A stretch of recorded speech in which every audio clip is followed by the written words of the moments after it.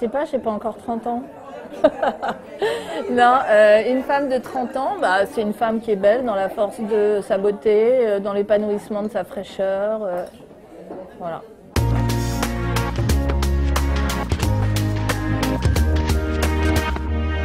Moi, quand j'étais petite, ma mère s'habillait en total look. Donc, si justement elle aimait un créateur, elle avait le maquillage, le parfum, les chaussures, les vêtements, tout. Aujourd'hui, une femme peut aller aussi bien avenue Montaigne s'acheter un pantalon et l'accessoiriser avec un truc qu'elle va trouver dans n'importe quel grand magasin, hein, pas cher du tout. Donc ça, déjà, c'est une révolution en soi. Ensuite, moi qui ai toujours porté des shorts toute ma vie, il y a eu un gros passage à vide du short pendant effectivement une trentaine d'années. Aujourd'hui, tout le monde a au moins 3-4 shorts dans sa garde-robe. À l'époque, c'était pas ça. Qu'est-ce qu'il peut y avoir d'autre comme révolution? Le fait que les filles s'habillent aussi facilement dans un style que dans un autre. Ça aussi, c'est une mini-révolution en soi. Donc des révolutions dans le vestiaire, il y en a eu quand même beaucoup.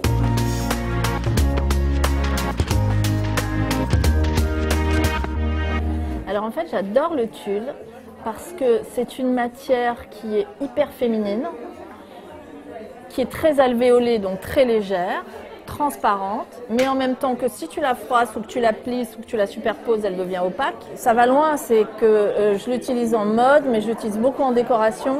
Tu peux en utiliser une quantité énorme et que ça soit très démonstratif parce que ça prend beaucoup de volume.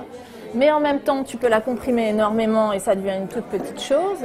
Ça prend très bien la couleur et ça évoque plein de choses différentes. Si tu mets du tulle noir, tu vas être dans le sexy, le dramatique, la veuve, le côté très dark. Si tu mets du tulle blanc en France et en Europe, ça va être le mariage, l'innocence, le baptême, enfin des trucs vraiment à contrario.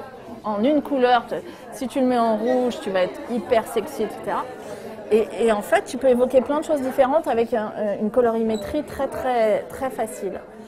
Donc, pour moi, c'est une matière magique. Tu la découpes et puis tu n'as pas besoin de l'ourler parce qu'elle ne s'effiloche pas.